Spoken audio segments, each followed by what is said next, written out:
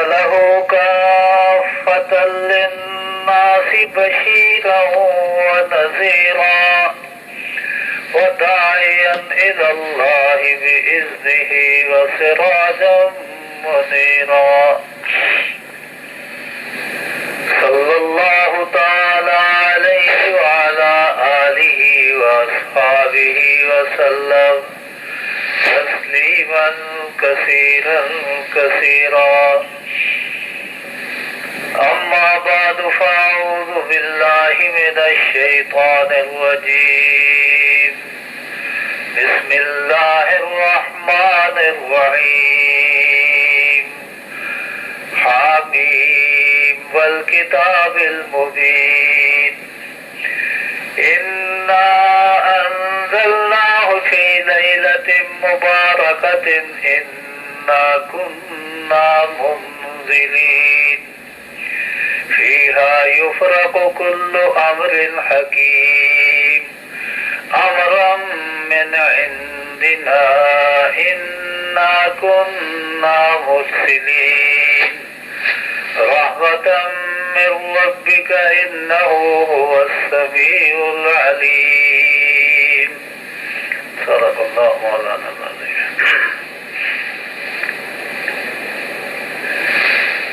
25ویں پارے میں سورہ دخان کی ابتدائی آیتیں ہیں جو تلاوت کی گئی ہیں.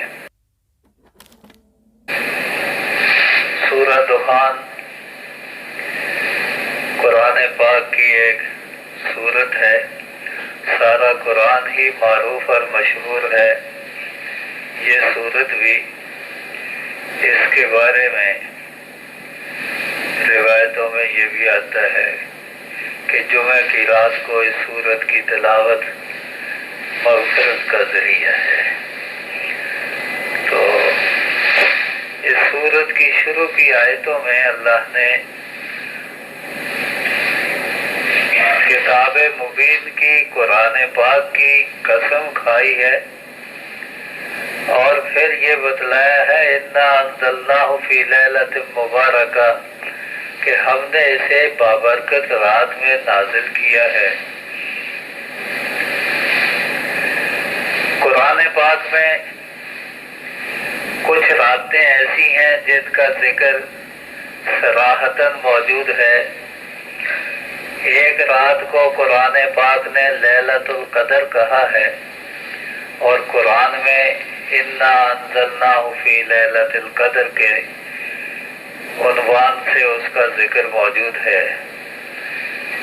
ایک رات کو لیلۃ المبارکہ کہا ہے جو اس آیت میں ذکر ہے.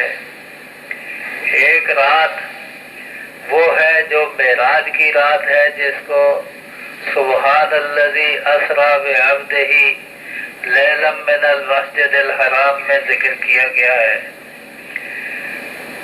یہ تو راتیں ایسی ہیں جو خاص ہیں.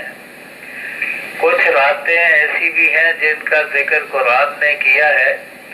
والفجر ولیال عشر 10 راتوں کی قسم کھائی ہے. قرآن پاک جہاں کہیں کسی چیز کی قسم کھاتا ہے اور قسم کھا کے کسی بات کا ذکر کرتا ہے تو اس چیز کی اہمیت ظاہر کرنا مقصود ہوتا ہے. آپ بھی اپنے محاوروں میں اپنی بول چال میں یوں تو اللہ کے نام کی قسم بھی جلدی نہیں کھانی چاہیے، سچی بھی. جھوٹی قسم کھانا تو بہت گناہ ہے. اس کا کفارہ بھی کبھی آتا ہے، کبھی گناہ ہی ہوتا ہے جو قیامت میں دیکھنا ہوگا اگر توبہ اور معافی نہ ہوئی. تو اللہ کے نام کے سوا، اس کی ذات و صفات کے سوا کسی کی قسم کھانا شریعت میں منع ہے. اس کے باوجود لوگ کبھی کہا کرتے ہیں تیرے سر کی قسم،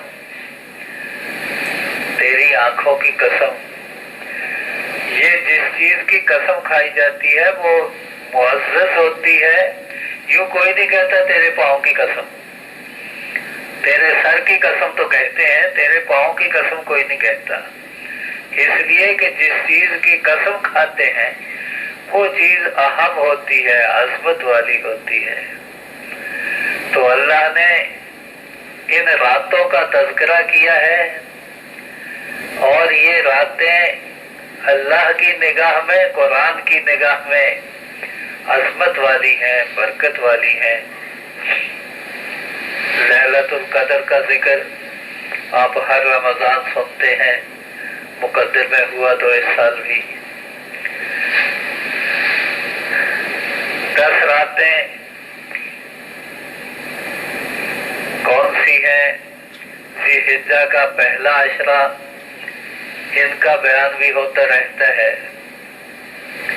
ایک یہ رات ہے جسے لیلۃ مبارکہ کہا گیا ہے، یہ برکت والی رات۔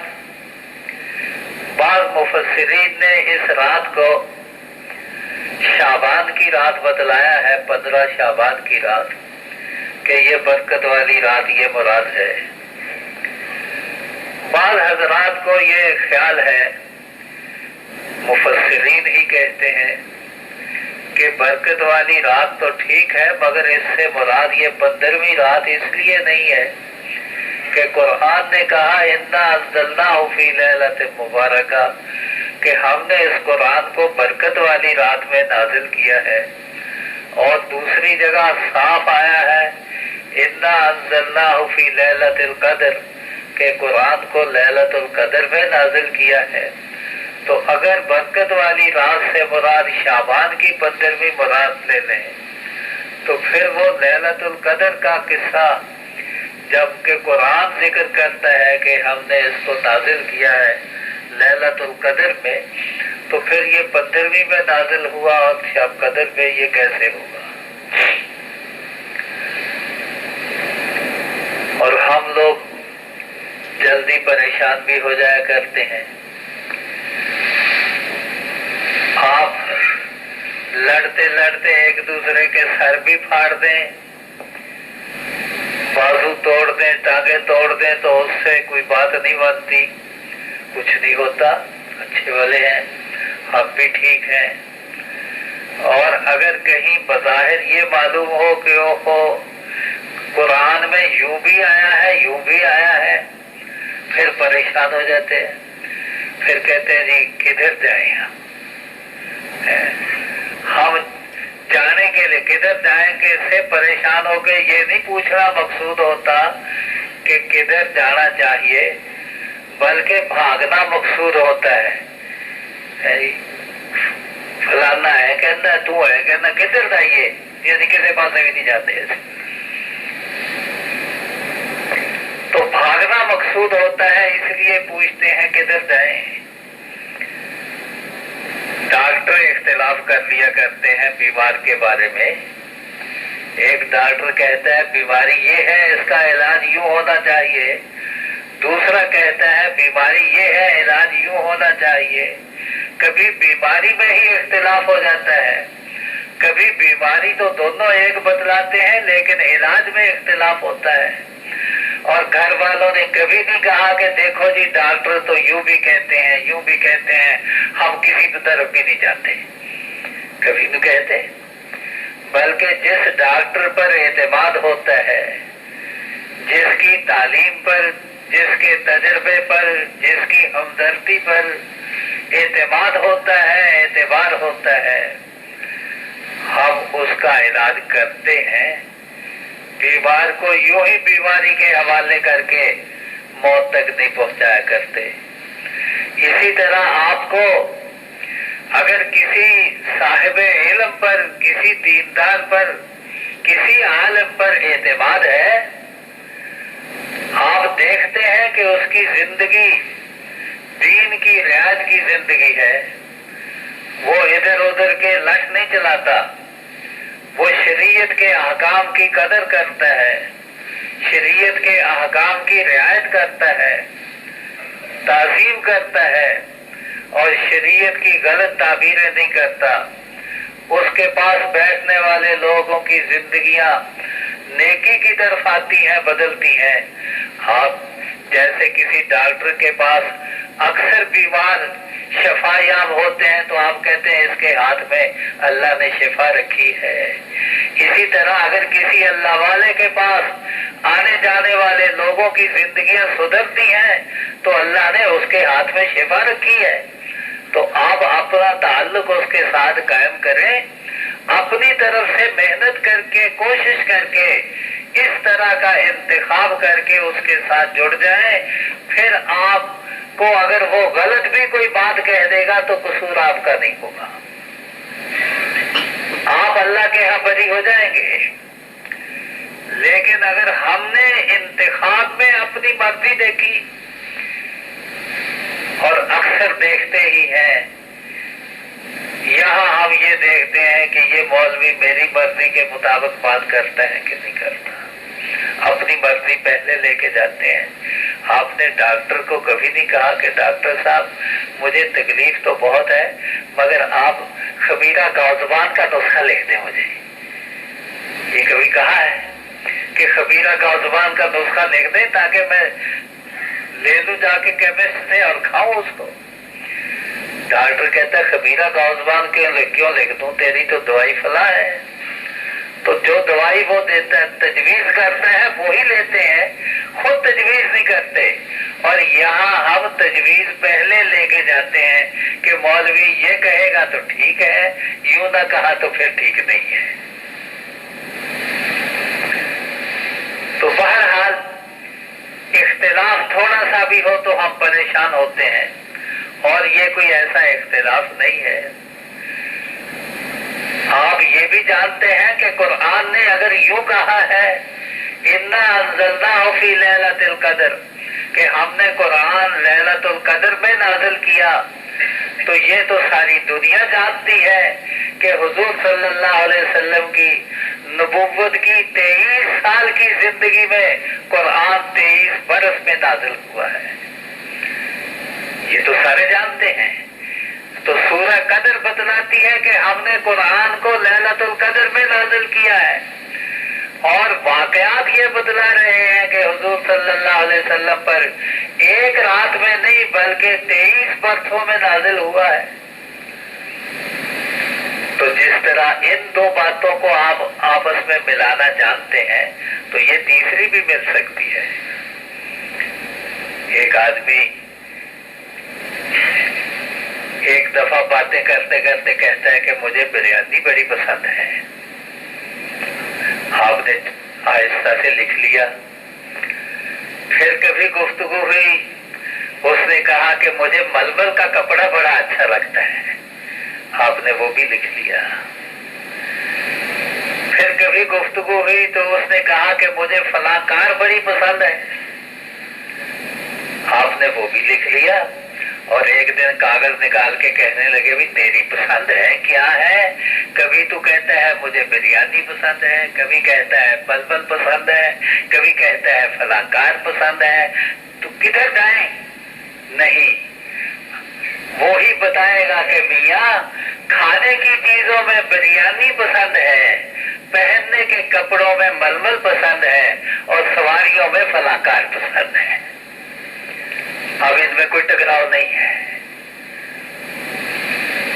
تو اسی طرح اللہ تبارک و تعالی نے اس کے ہاں کسی رات میں کسی واقعات کا، پیدا ہونے والی باتوں کا، اترنے والی چیزوں کا کسی رات میں فیصلہ ہوتا ہے، کسی میں رات میں منظوری ہوتی ہے، فیصلہ ہوتا ہے، کسی رات میں جن فرشتوں کی ڈیوٹیاں ہوتی ہیں ان کے حوالے کیا جاتا ہے، اور پھر کسی موقع پر وہ دنیا میں اتر کے ان کو نافذ کیا جاتا ہے۔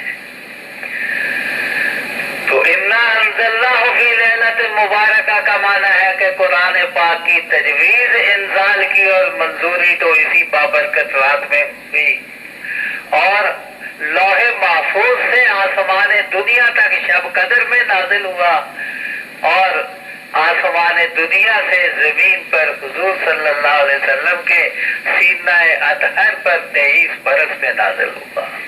اب کوئی ٹکراؤ نہیں ہے۔ بہرحال اس رات کو لیلۃ مبارکہ کہا گیا ہے، برکت والی رات ہے۔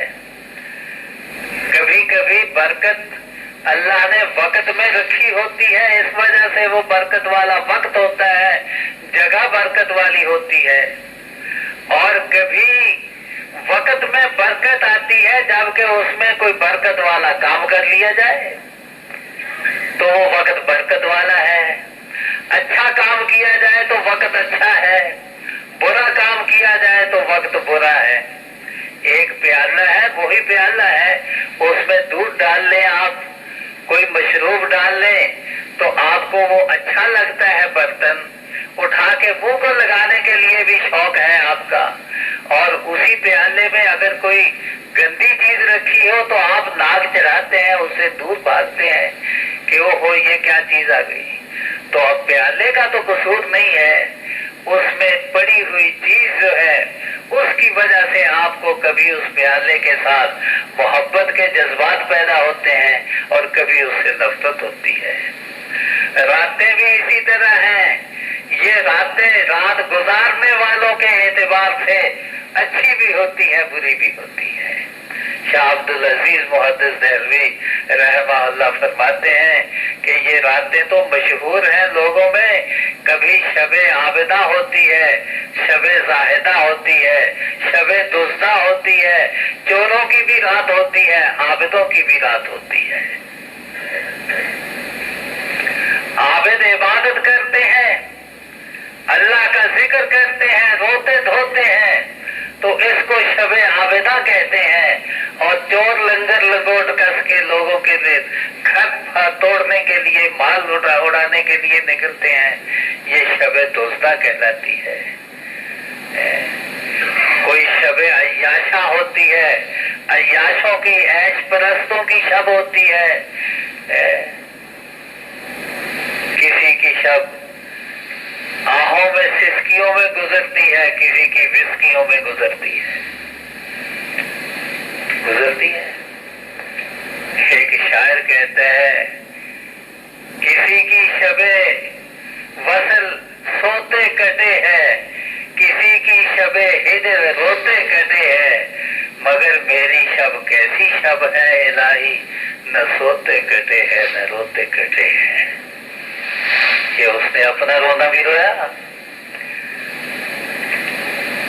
ایسی راتیں مولانا عثمانی رحمہ اللہ نے اپنی فتح الملم مسلم شریف کی شرح ہے، اس میں ایک جملہ لکھا ہے، بڑا عظیم بڑا عجیب جملہ لکھا ہے، فرماتے ہیں اہل اللیل فی لیلہم الذ من اہل العیش فی عیشہم، رات والوں کو اپنی رات جتنی لذیذ ہے وہ دنیا کے کسی عیش پرست کو اس کی عیش میں لذت نہیں آتی۔ اہل اللیل ان کو کہتے ہیں جو رات کو اللہ کی یاد میں گزارتے ہیں، ان کو اہل اللیل کہتے ہیں۔ کہتے ہیں اہل اللیل فی لیلہم الذ من اہل العیش فی عیشہم، اللہ کی یاد میں راتیں گزارنے والوں کو جو لذت رات میں آتی ہے وہ دنیا کے عیش پرستوں کو اپنی عیاشیوں میں نصیب نہیں ہے۔ پیران پیر رحمت اللہ علیہ کا قصہ مشہور ہے، سنجر علاقے کا رئیس تھا، بادشاہ تھا، اس نے ایک تحریر لکھ کے پیران پیر رحمت اللہ علیہ کو بھیجی کہ میں یہ علاقہ آپ کے نام وقف کرتا ہوں، آپ کے پاس لوگ آتے ہیں، مہمان آتے ہیں، اللہ کا نام سیکھنے والے، بڑا خرچہ ہوتا ہے، یہ علاقہ میں وقف کرتا ہوں، اس کی آمدنی آپ اپنے لنگر پر لگایا کریں۔ اس علاقے کا نام نیم روز کا علاقہ تھا جو ان کے لیے وقف کیا تھا۔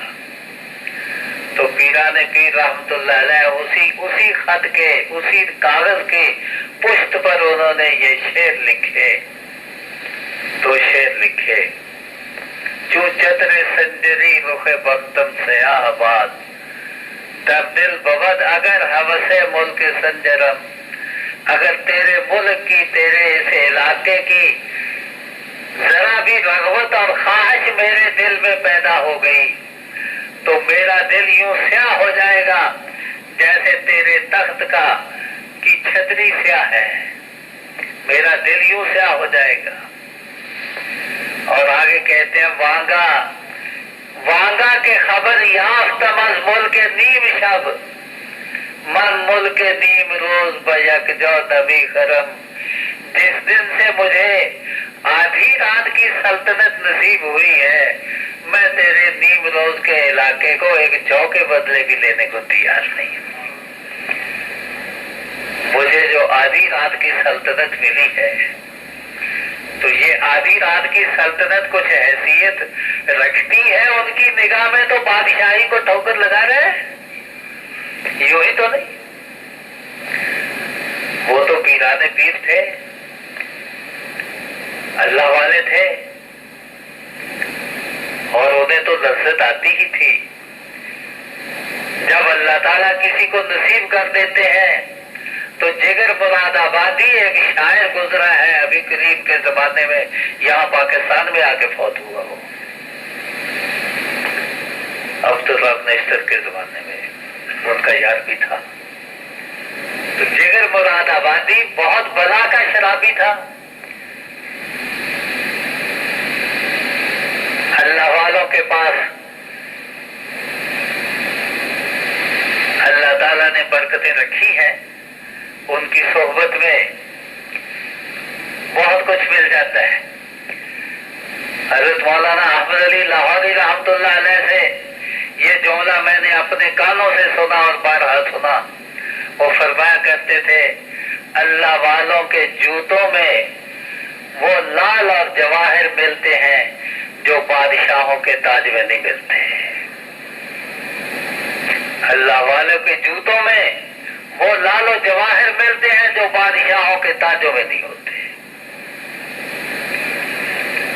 اسی لیے کہنے والا کہتا ہے نہ ہے تخت و تاج کی آرزو نہ ہی بزم شاہی کی جستجو. نہ ہے تخت و تاج کی آرزو نہ ہی بزم شاہی کی جستجو. جو نظر سے دل کو بدل سکے مجھے اس گدا کی تلاش ہے. جس کی نظر سے دل میں انقلاب پیدا ہو جائے. تو جگر مراد آبادی ایک فقیر کے پاس چلا گیا جسے مولانا اشرف علی تھانوی کہتے ہیں. اس کے پاس گیا, داڑھی منڈی ہوئی, پہلے خط لکھا کہ میں تو شراب کے بغیر جی نہیں سکتا, میں تو شراب پیتا ہوں. تو حضرت نے فرمایا کہ میرے ہاں آ کے تو نہ پی کے آئے گا تو میں تجھے ٹھہرا لوں گا اپنے پاس. مسجد میں خانقاہ میں نہیں, اپنے گھر میں ٹھہراؤں گا. حضور نے اپنے گھر میں کافروں کو مہمان بنایا ہے, تو میرے پاس مہمان ٹھہر. بس اسی بات پر اتنا کٹ گیا, کہنے لگا میں تو سمجھتا تھا کہ میں اتنا غلیظ ہوں کہ مجھے کوئی اللہ والا اپنے قریب بھی نہیں آنے دے گا. اتنی شفقت میرے ساتھ کی ہے آپ نے. پاس آ کے بیٹھا, کچھ دیر جتنا مقدر تھا رہا, اور اس کے بعد جاتے ہوئے مسافہ کر کے گیا کہ حضرت میرے لیے 3 دعائیں کر لیں. ایک یہ کہ میں داڑھی رکھ لوں, ایک یہ میری شراب چھوٹ جائے, ایک یہ مجھے حج نصیب ہو جائے. اور تینوں باتیں اللہ تعالیٰ نے پوری کر دی. شراب چھوٹ گئی. اب شراب پہلے تازی چھوڑی تھی تو سگریٹوں والوں کو بھی پتا ہے چھوڑنی پڑ جائے تو کیا تکلیف ہوتی ہے. تو وہ تو چھوڑی تو طبیعت خراب ہوئی, بیمار پڑ گئے, گر گئے, اور ڈاکٹر ادھر ادھر سے آ کے کہنے لگے جی آپ اپنے لیے نہ صحیح, آپ تو قوم کا سرمایہ ہے, آپ کیوں مر رہے ہیں, تھوڑی سی پی لیا کریں.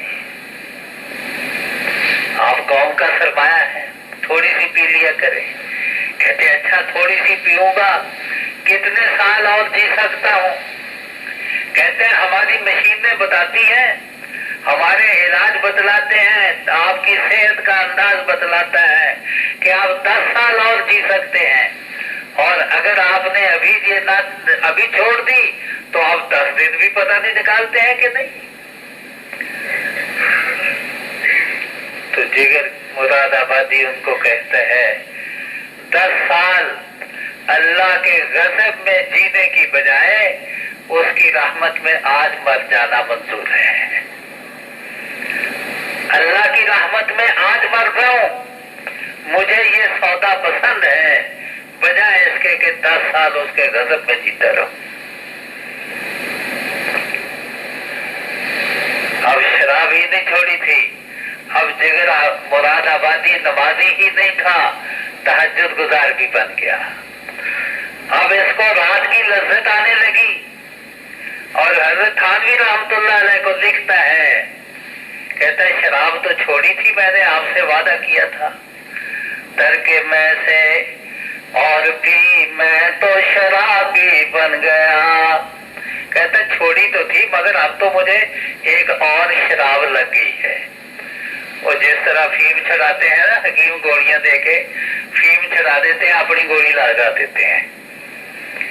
तो कहते हैं शराब तो छोड़ी थी मगर एक और लग गई है, तरके मैं से और भी मैं तो शराबी बन गया।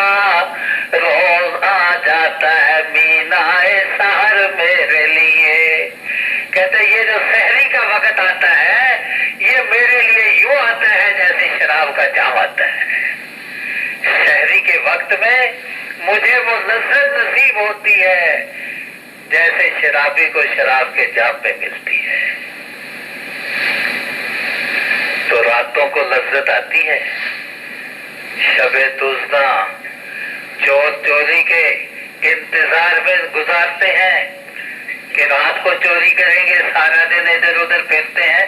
चोर दिन को भी चोर होता है, शब बेदार दिन को भी वही होता है, लेकिन दिन के लिबास में सारे एक जैसे दिखाई देते हैं। जब रात की चादर तन जाती है तो फिर अपना असली हुलिया सबका जाहिर होता है। कोई खड़ा है अल्लाह के सामने, हाथ बांधे खड़ा है, इसको जो लज्जत यहाँ आ रही है दुनिया की बादशाही की लज्जत वो नहीं है।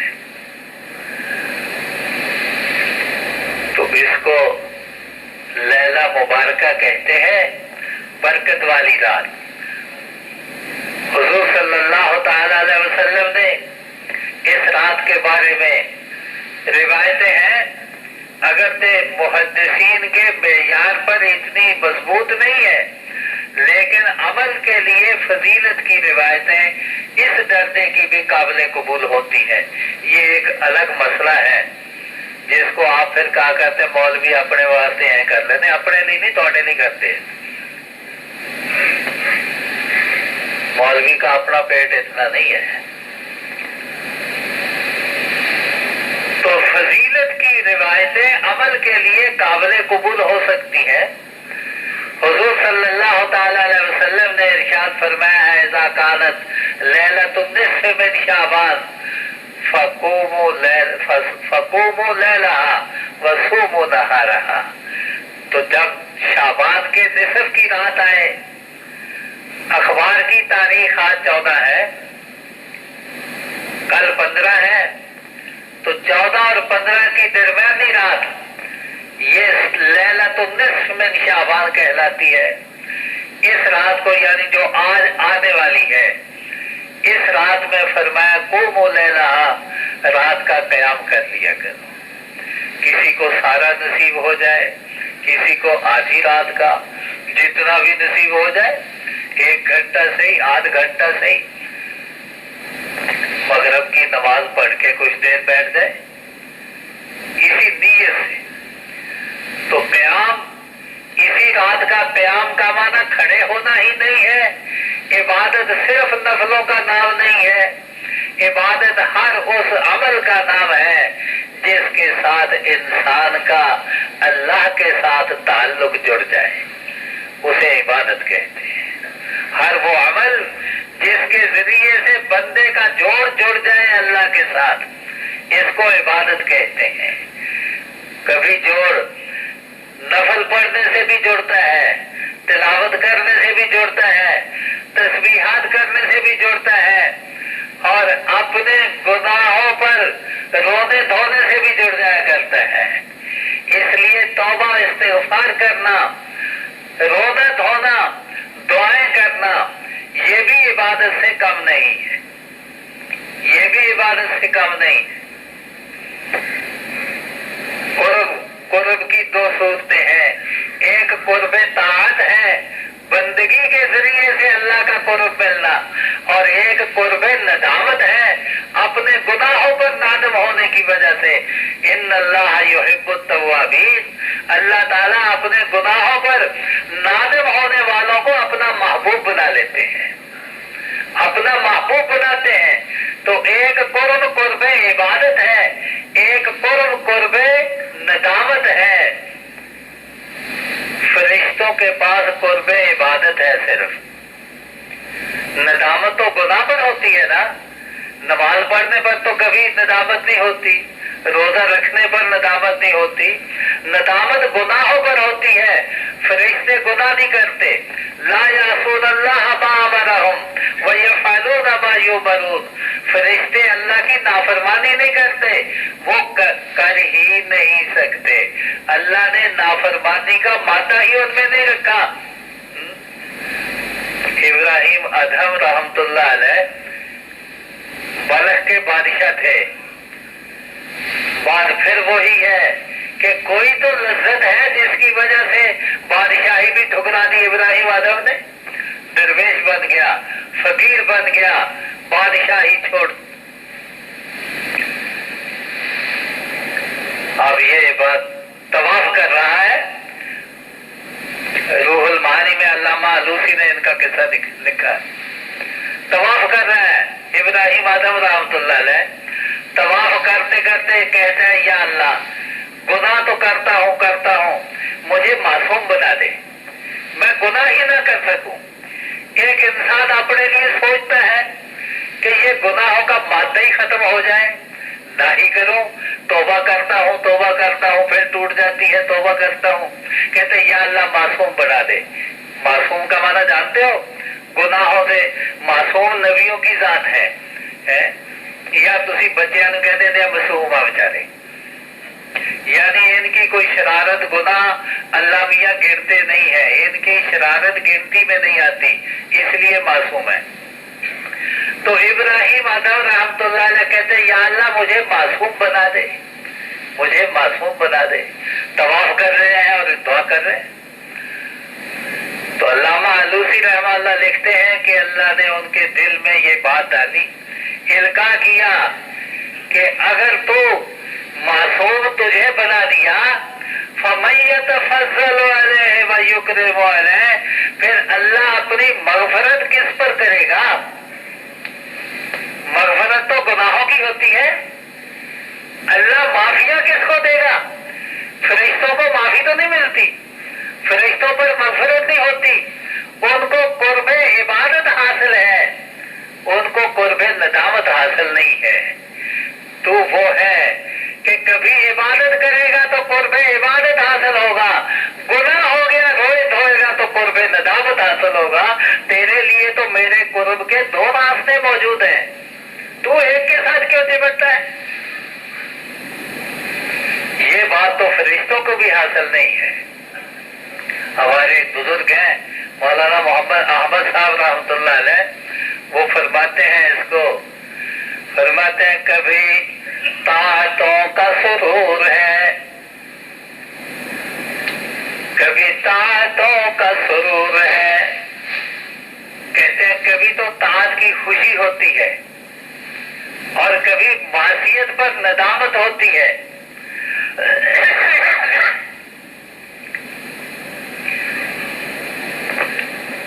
تو کہتے ہیں کبھی تو معصیت ہوتی ہے تو میں ندامت کرتا ہوں، اور کبھی طاعت ہوتی ہے اس پر خوشی حاصل ہوتی ہے۔ تو کہتے ہیں مجھے اللہ تعالیٰ نے ایسی باتیں، ایسا قرب نصیب کیا ہے جو فرشتوں کو بھی حاصل نہیں ہے، وہ فرشتوں کو بھی حاصل نہیں۔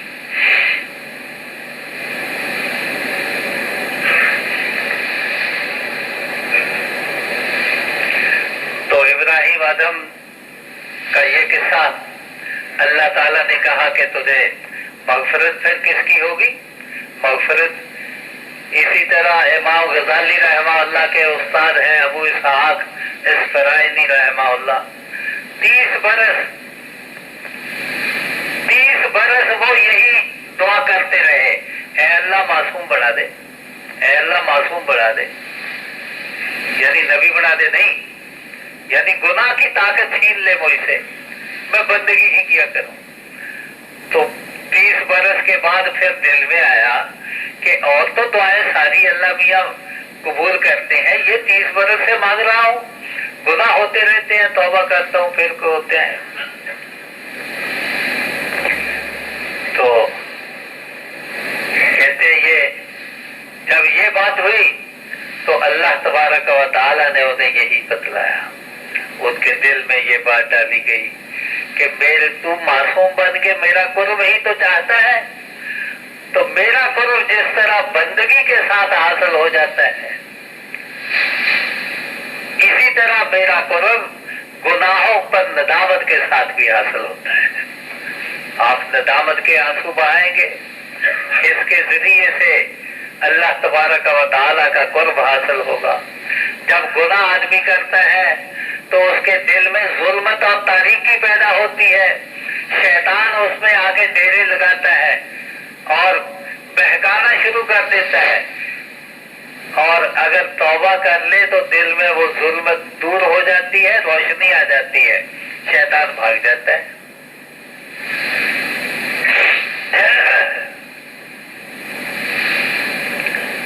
تو اس رات میں آپ تلاوت کر لیں، عبادت کر لیں، اپنے گناہوں پر معصیت پر رونا دھونا کر لیں، دعائیں مانگ لیں۔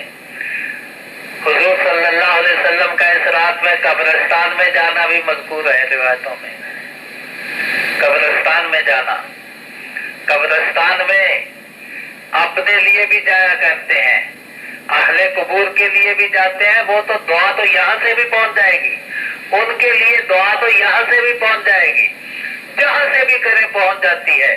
یہ اللہ تعالیٰ نے سسٹم ایسا رکھا ہے، اس پر آپ کو کوئی ٹکٹ نہیں لگانا پڑے گا، کوئی سٹمپ نہیں، جہاں سے جی چاہے ہاتھ اٹھا کے یا دل ہی میں اللہ سے کہہ دیں کہ یا اللہ یہ میری چیز فلاں کو پہنچا دے، کوئی اس پر آپ کا ڈاک خرچ نہیں آئے گا، اور جہاں سے پہنچائیں گے اللہ تعالیٰ پہنچا دیتے ہیں، یہ اس کا کرم ہے۔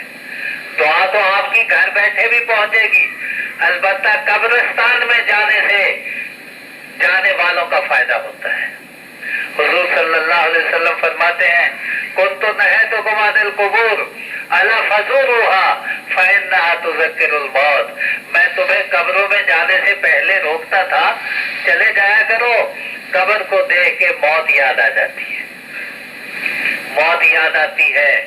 کبھی انسان کو یہی خیال آ جاتا ہے، یہ تو خیال کرنے والے کی بات ہے، خیال آ جاتا ہے کہ یہی ڈھیری قبر کی ہے، کبھی ہم بھی آئیں گے۔ ابو درداء رضی اللہ تعالیٰ تو سڑک پر کھڑے ہیں، ایک جنازہ جا رہا ہے، ایک آدمی پوچھتا ہے یہ جنازہ کس کا ہے؟ کہتا تیرا ہے۔ وہ گھور کے دیکھنے لگا، کہتا تو کس سے ہوتا ہے؟ تو چل میرا ہے۔ مطلب یہ کہ جنازہ کو دیکھتا ہے تو یہ اس کو صرف دیکھنا نہیں ہے، بلکہ دل میں یوں بٹھا وَإِذَا حَمَلْتَ إِلَى الْقُبُورِ جَنَازَةً فَاعْلَمْ بِأَنَّكَ بَعْدَهَا مَحْمُولٌ، جب قبروں کی طرف جنازہ اٹھا کے لے جا رہے ہو تو پھر اس کے ساتھ ساتھ دل میں یہ بھی رکھو کہ آج یہ ہے کل میری باری ہے، میں بھی جاؤں گا اسی طرح۔ کل پاؤں ایک کاسائے سر پر جو پڑ گیا، یکسر وہ استخوان شکستہ سے چور تھا۔ اکبر کہتے ہیں، کہتے قبرستان میں ایک ہڈی پڑی تھی، پاؤں کے نیچے آئی، ریزے ریزے ہو گئی۔ ہڈی نے تو کیا بولنا تھا، کہتے میں نے دھیان کیا تو مجھے اس سے یہ آواز سنائی دیتی تھی، کہنے لگا کہ دیکھ کے چل رہا بے خبر، تیری طرح سے میں بھی سرے پرغرور تھا۔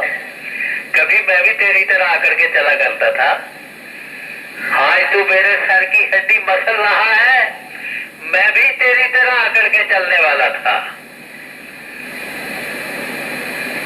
کما انتم کذا کننا کما نحنو تکونونا، جیسے آج تم پھر رہے ہو پہن کے، خوشبوئیں لگا کے، اکڑ پھکڑ کے. قبروں والے کہتے ہیں ہم بھی کبھی ہوتے تھے، اور جیسے اب ہم ہیں تم بھی ہو جاؤ گے. یہ ہر ایک قبر پہ بے بسی بزبان حال ہے کہہ رہی، تمہیں آنکھ چاہیے دوستو.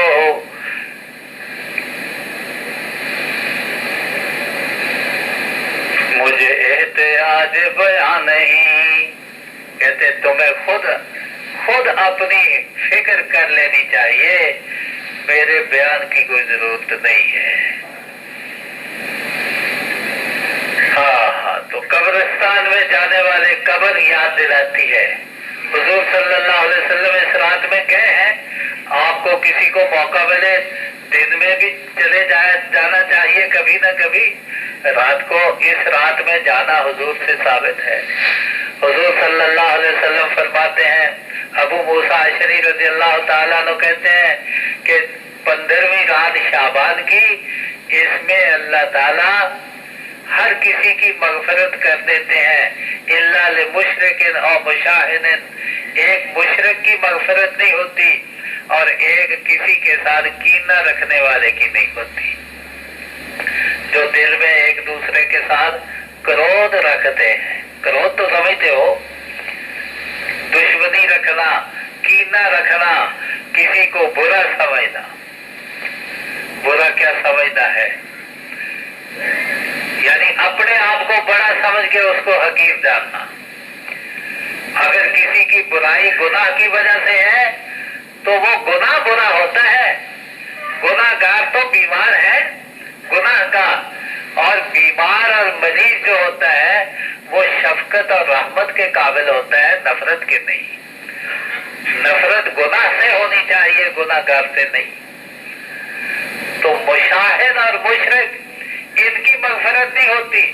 بعض روایتوں میں ہے جب اللہ تعالیٰ کی بخششیں، اللہ کی رحمتیں موسلا دھار برستی ہیں تو مشرک کی نہیں ہوتی اور کینے والے کی نہیں ہوتی، والدین کے نافرمان کی نہیں ہوتی، شراب کے رسیہ کی نہیں ہوتی. جو شراب کا عادی ہے اس کو نہیں ملتی بخشش جب تک توبہ نہ کر لے. والدین کا نافرمان اس کی بخشش نہیں ہوتی. اس لیے اپنا حساب کتاب اس رات میں صاف کرنا چاہیے. وصوموا نہارہا، دن میں روزہ رکھ لو اگلے دن کا، اور دن کا تو روزے کا تو ایک ایک لمحہ عبادت ہی عبادت ہوتی ہے. ایک لمحہ بھی عبادت ہے روزے کی. چپ رہو کچھ بھی نہ کرو تب بھی روزہ عبادت ہے. یہ شکر ہے کہ آج کل یہاں ہمارے یہاں خاموشی ہے. کچھ ہمارے پاکستان میں جب شبرات شروع ہوتی ہے بلکہ رجب ہی سے پٹاخے چلایا کرتے ہیں. بچے پٹاخے چلاتے ہیں، آتش بازیاں چلاتے ہیں. یہاں بھی چلائیں گے، آپ کا موسم آنے والا ہے.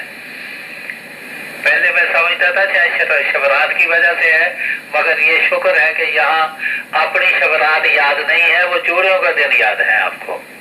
اس کے لیے چلائیں گے آپ. اللہ تعالیٰ ہدایت دے دے. تو پٹاخے چلانا، آتش بازیاں چلانا، ایک تو یہ بات ہے کہ آپ اس کو شب برات کہتے ہیں. برات ایک ہے برات، برات تو دولہے کی ہوتی ہے. یہ ہے براعت. براعت کا معنی نجات ہے. یہ وہ رات ہے جس میں اللہ تعالیٰ گناہوں کے پاپی جو ہیں وہ بھی اگر توبہ کر لیتے اللہ ان کو گناہوں سے نجات دے دیتے ہیں، عذاب سے نجات دے دیتے ہیں، دوزخ سے نجات دے دیتے ہیں. عذاب دوزخ کے، آگ کے عذاب سے. اللہ کہتا ہے میں نے یہ رات تمہیں دوزخ سے، آگ کے عذاب سے نجات کے لیے دی ہے. اور مسلمان اسی رات میں آگ کے ساتھ ہی کھیلتا ہے.